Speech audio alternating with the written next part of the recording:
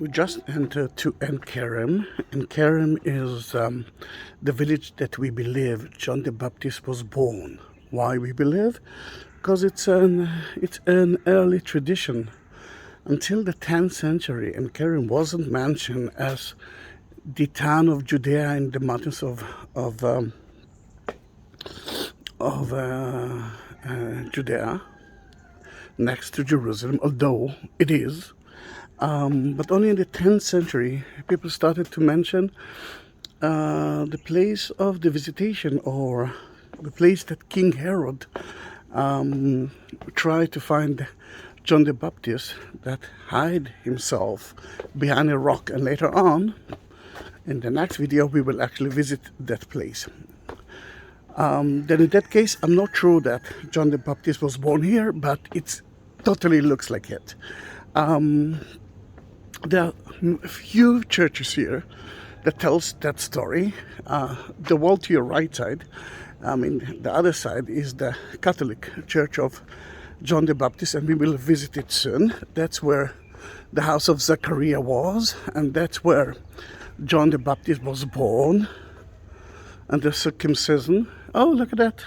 Look, you can see the tower of the church, built in the 19th century. We will talk about the history of the church and the story itself. They are renovating the church.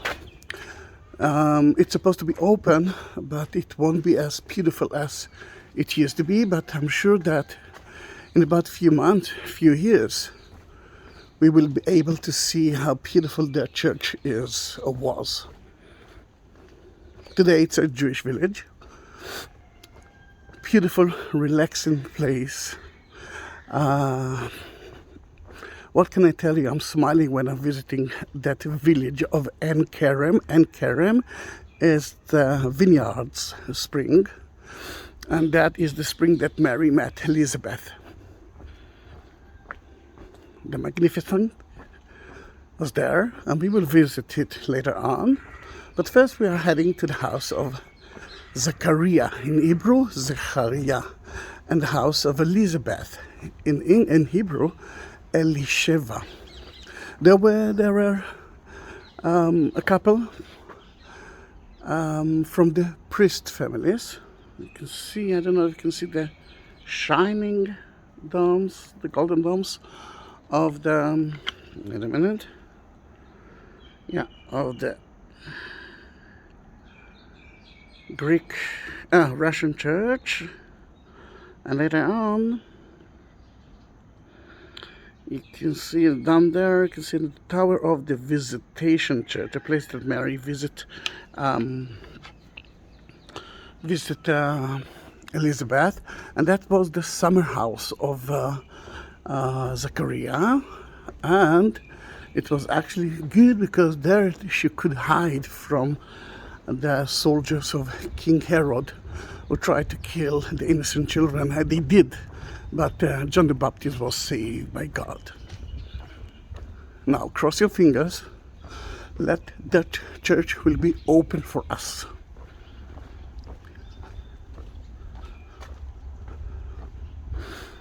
Please be open. I'm honoring it to Betty and to EJ, and I know the power of Betty. Then it will be open. Please be open. Da-da-da-da. Da-da-da-da.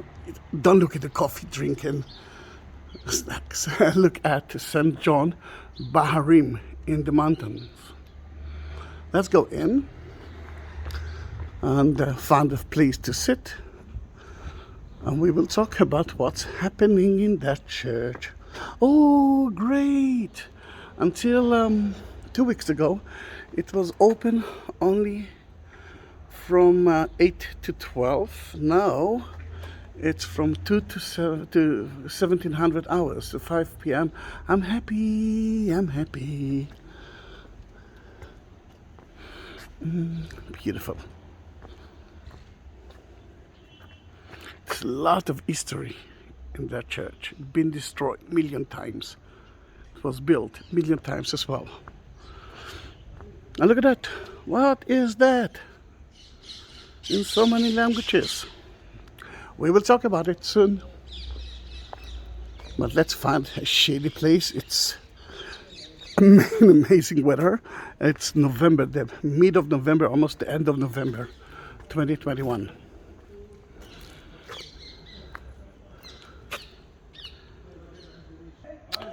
We are not the only one here, mainly because they are renovating the church and you can see a car in the yard.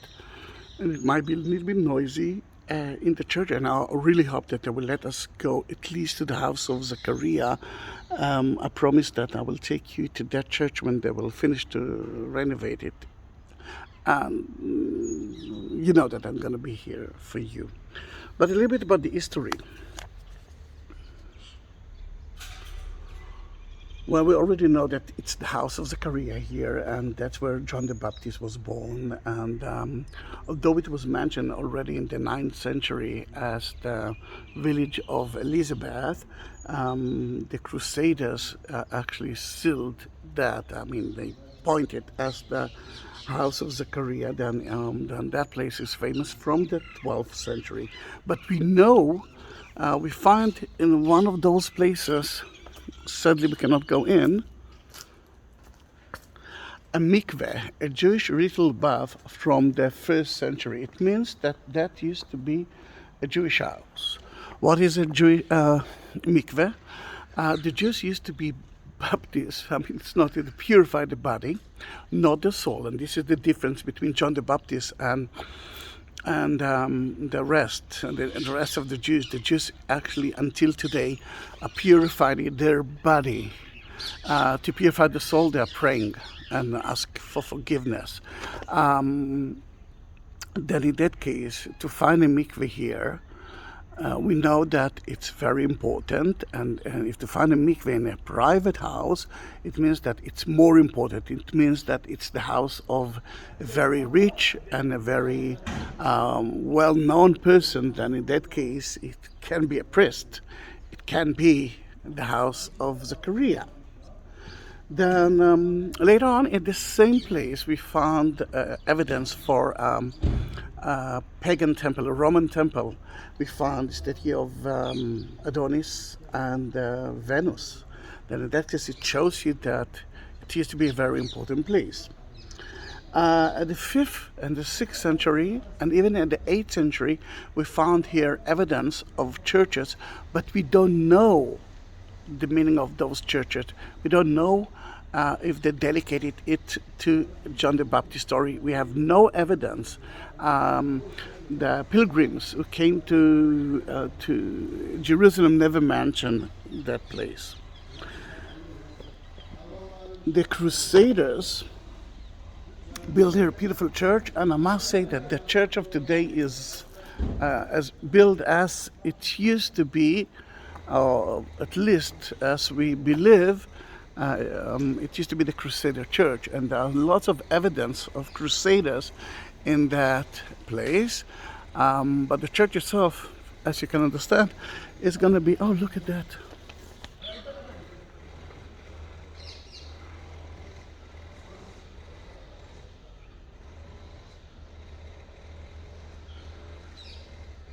Is it amazing? Amazing, amazing, but it's a bumblebee. Let it enjoy the rose. We are in a rose garden.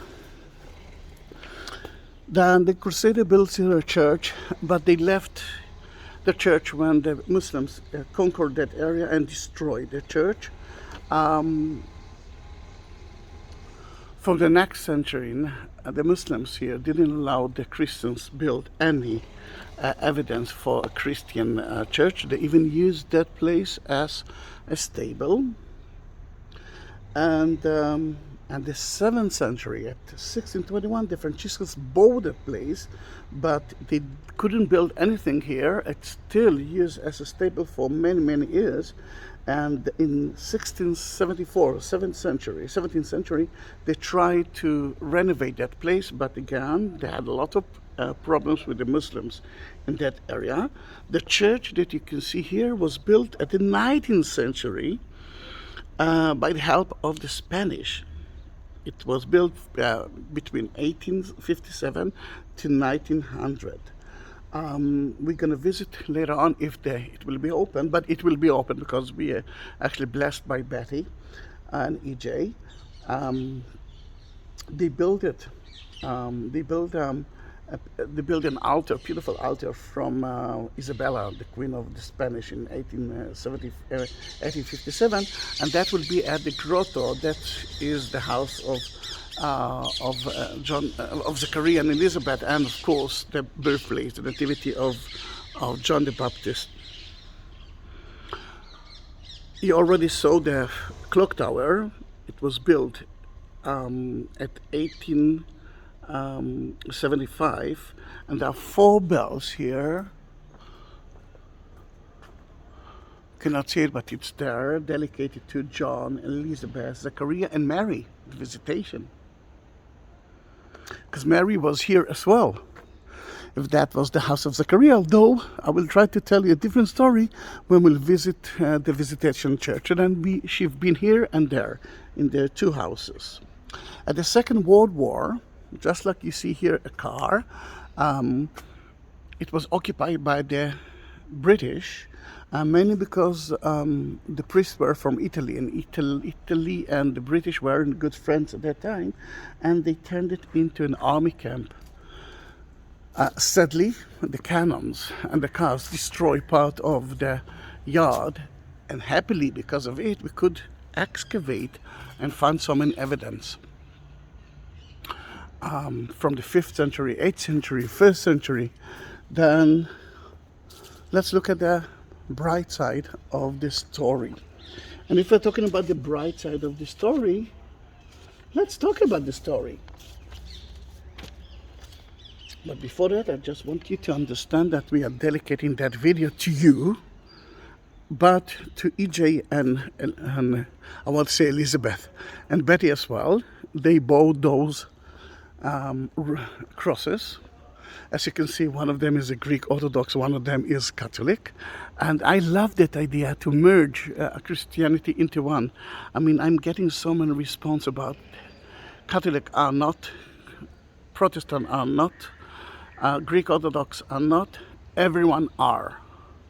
Let me tell you that everyone believes in Jesus. Maybe they have different opinions, but let's accept the idea that we are here together, enjoying the beautiful scenery of the Holy Land, accepting the idea that there are differences, accepting the idea that the Christians believe in the same thing in different ways, and it's more than okay. If you want to have your own cross, I'll go to the description of that video and look for the link that's called Buy Me a Coffee, and you will get all the details there. But if you don't know how to reach it, just write me a message via YouTube and I will tell you everything. Then, in that case, I will try to read from the Bible. The only problem is that my eyes are too old and the letters are too small. That story of John the Baptist is can find it only at the book of Luke, and we are reading from the chapter 1.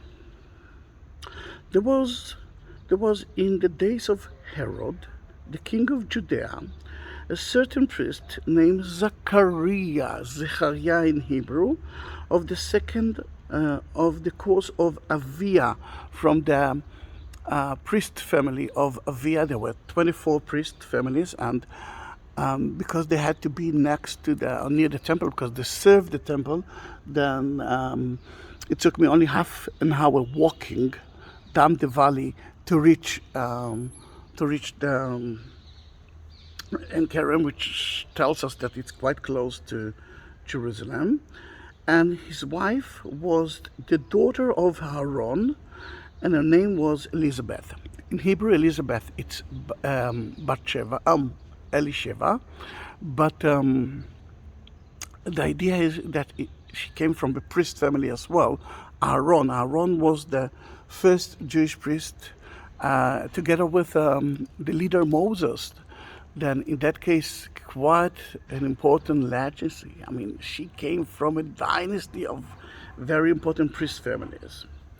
I'm jumping to 7, and they had no child because Elizabeth was born, and they both were now well stricken in years. They were old, they couldn't bring children. Very, very, very common in that time. Remember, it's not the only story about that. According to the custom of the priest office, his lot was to burn incense when he went into the temple of the Lord.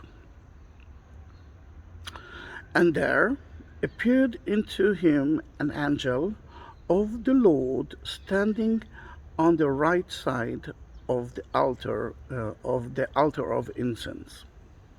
And when Zacharias saw him, he was troubled. Oh, I can understand him. And fear fell upon him. But the angel said unto him, Fear not, Zacharias, for thy prayer is heard, and the wife Elizabeth shall bear thee a son, and thou shalt call his name John. There's so many things that we can talk about it. First, about the name John, Yohanan in Hebrew. Yohanan, it's one of the names of God. It's part of the first letters of God, and Hanan, he gave him mercy, a blessing. There's so many options. Then I can understand that it's actually a great name, and it's until today a very well-known name in Judaism.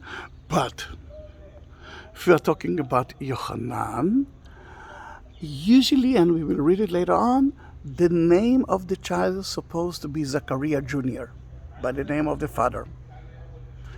And you can imagine what will happen to the family and the neighbors who will come to here, and they will hear that, oh God, his name is John. Something wrong is here. What's happened here? So many rumors.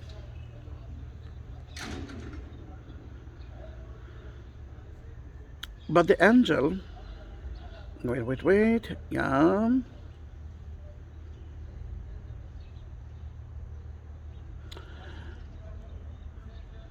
And 14, and thou shalt have joy and gladness, and many shall rejoice at his birth. You know how they will do that. There are a lot of gossips. For he shall be, and that is very important, great in the sight of the Lord, and shall drink neither wine nor strong drinks, and he shall be filled with the Holy Ghost. Gosh, even from his mother to womb.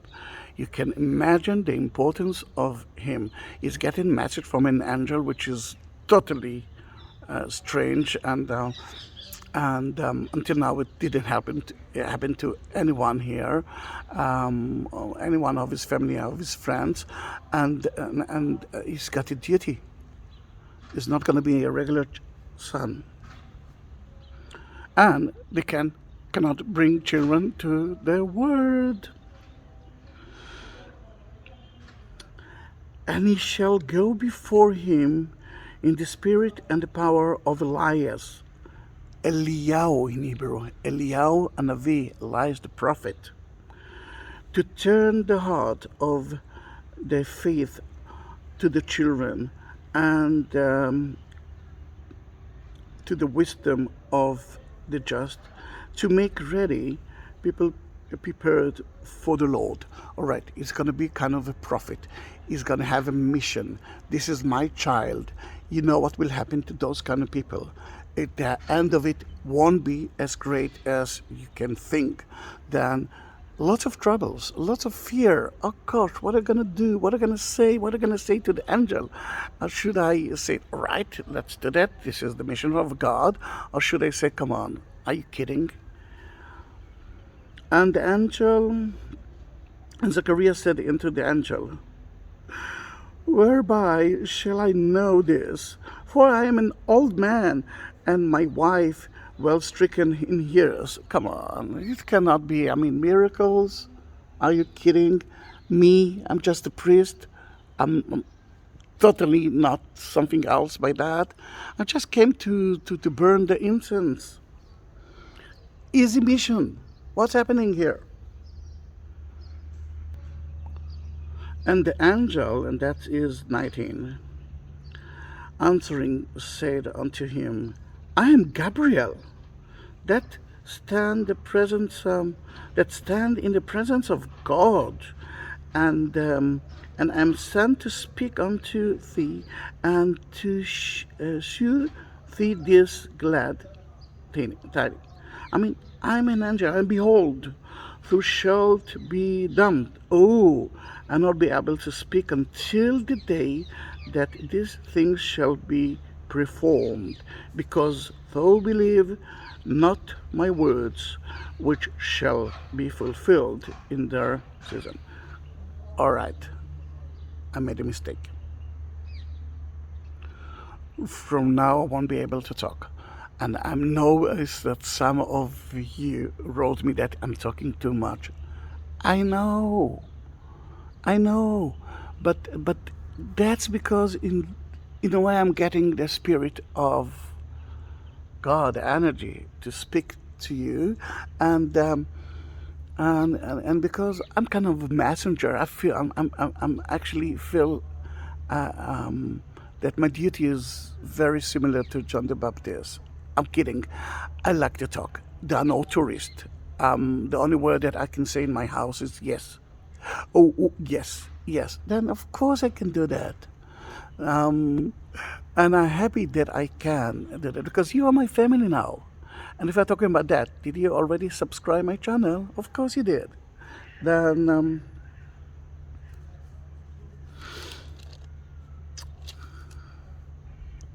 from that moment you couldn't speak, and when you reach the house, you can understand that Elizabeth didn't understand what's happening to him. And we will jump. Well, the meeting between Mary and Elizabeth happens now, but we are talking about the house of Zacharias and the nativity of John the Baptist. Then we are jumping to 57. Now Elizabeth full time came that she should be delivered, and she brought forth a son. Well, surprise. And her neighbors and her cousins heard how the Lord had shown great mercy upon her, and they rejoiced with her, just like the angel said. And it came to pass that on the 8th day they came to circumcise the child like every other Jew, and they called him Zacharias after the name of his father. And his mother answered and said, No, but shall be called John. What? John? And they said unto her, There is none of your kind that is called by this name. And they made signs to his father. I mean, now they're looking at the man, although he cannot talk. How dare you, in a way? How he would have him called. And he asked for writing table, and he wrote, saying, His name is John. Yochanan. I wrote it in two different ways in Hebrew. Yochanan.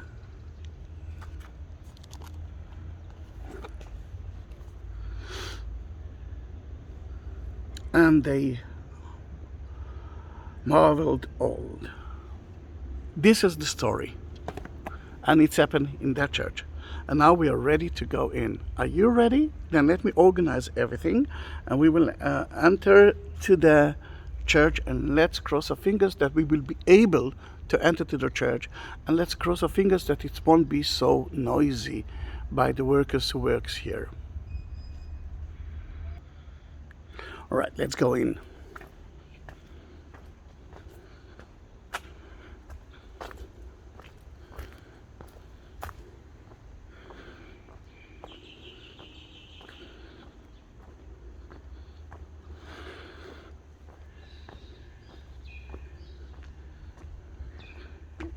I don't know if you can see that from the 8th century and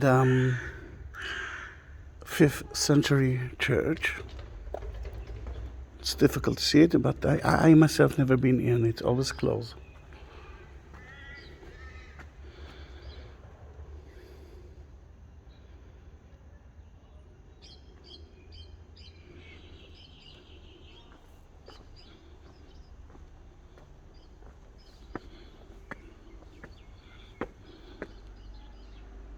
It's owned by the Franciscan.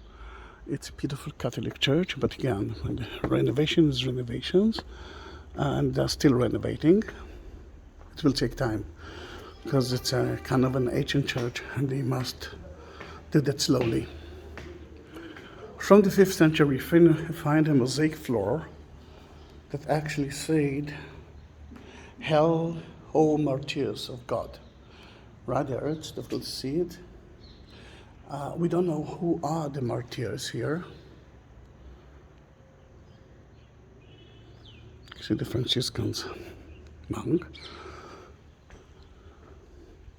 It can be the martyrs of King Herod. Remember, John the Baptist was here, and they were looking for children age of 2.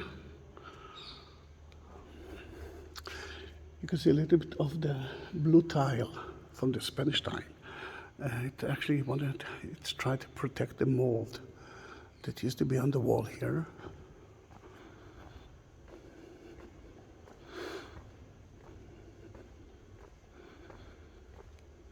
The main altar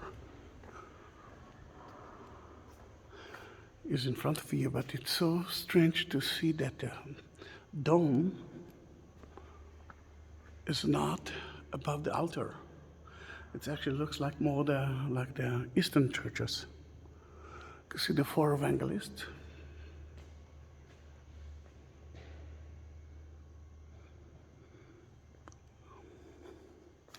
Difficult to see, but Mary is there. Look how beautiful the marble is. Look at the tiles.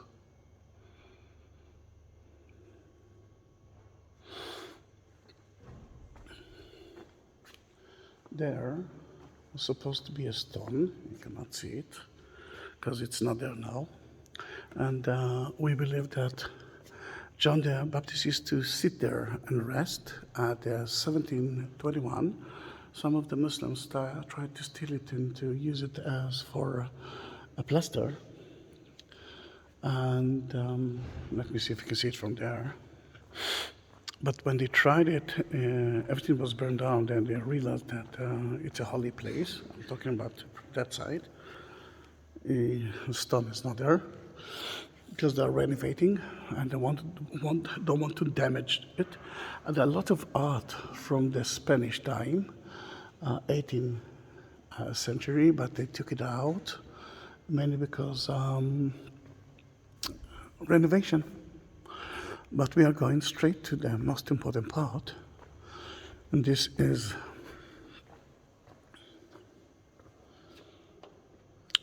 the birthplace of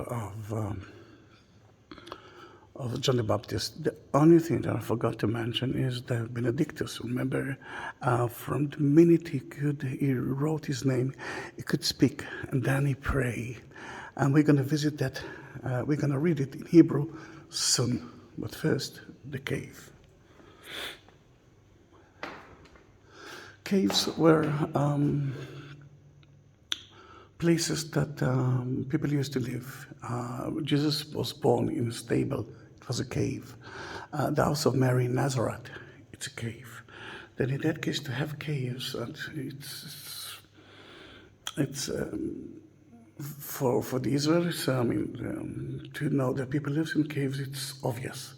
You can see part of the Benedictus around it in the arch. And the marble is from the Crusader time.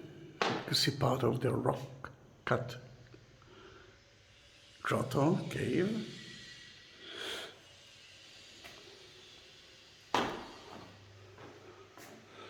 And according to what we believe, John the Baptist was born here.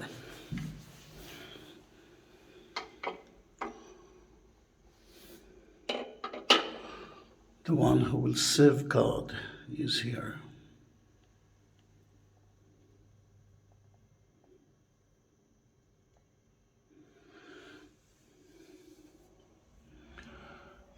You can see the birthplace, the birth of John the Baptist, the meeting of Elizabeth and Mary, and the end of the story. You can see the head of John the Baptist.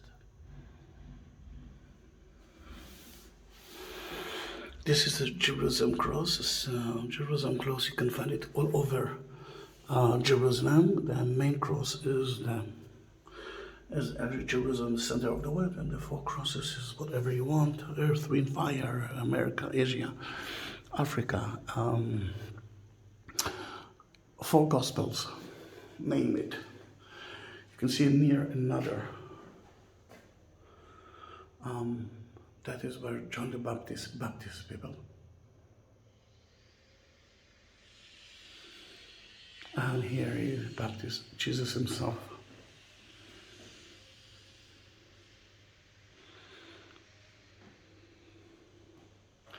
And this is beautiful because we know that Mary wasn't here when John the Baptist was born, but here you can see Mary, the mother, is giving John to Zacharias.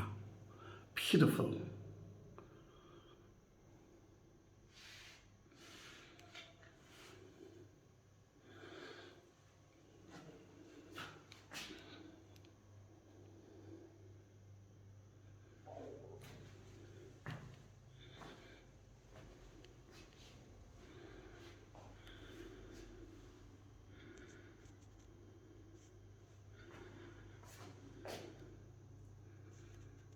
Amazing, isn't it? Then let's go outside. Let's read together the Benedictus prayer, which is such an important one, but let's read it in Hebrew. I will add subtitles in English, but you can actually take your book, the Book of Luke, and read it together with me. Then prepare the book, please. You can read it in any language. There are around 21 different tablets there with the prayer.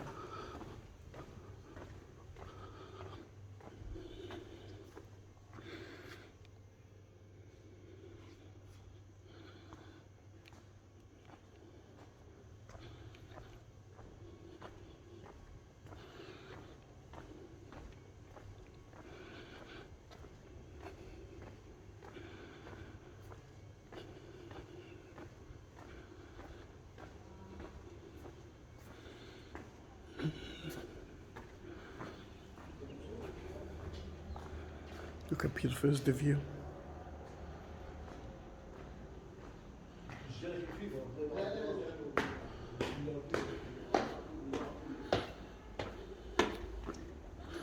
In Hebrew, we are reading from right to left. Oh, some of you wanted to pray at the birthplace of John the Baptist, at the nativity of John the Baptist site. Don't worry.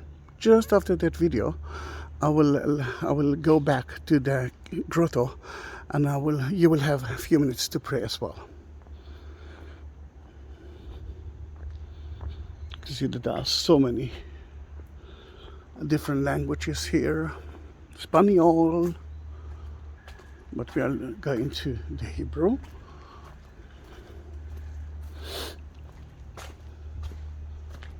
Remember, we are reading from right to left.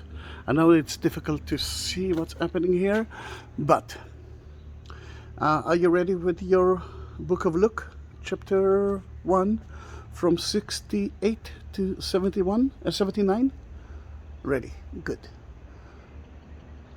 ברוך אתה אדוני אלוהי ישראל, אשר פקד את עמו ופדות שלח לו, ויצמיח לנו קרן ישועה בבית דוד עבדו, כדבר אדוני מעולם ביד נביאיו הקדושים, להושיעני מיד אויב ומיד כל שונא, לעשות חסד עם אבותינו, ולזכור לעולם בריתו, אשר נשבע לאברהם אבינו, להצילנו מיד אויב, לתיטול לעבדו באין מורא, בקדושה וצדק לפניו כל ימינו, ולך, הילד, נביא אל עליון יקרה. וואו, נביא אל עליון. Prophet of the Lord. כי לפניו תלך לפנות דרך אדוני, להודיע ישועת אדוני לעמו, כי יסלח לחטאתם, כרוב רחמיו עמנו, ודרך כוכב משמיים, פקוד יפקדנו, להאיר ליושבי חושך וצל מוות, ולשים פעמנו לדרך שלום. Amazing, isn't it? Then, my friends, this is the end of that great video, and now we'll go back to the church, and you will be able to pray in front of the nativity of John the Baptist.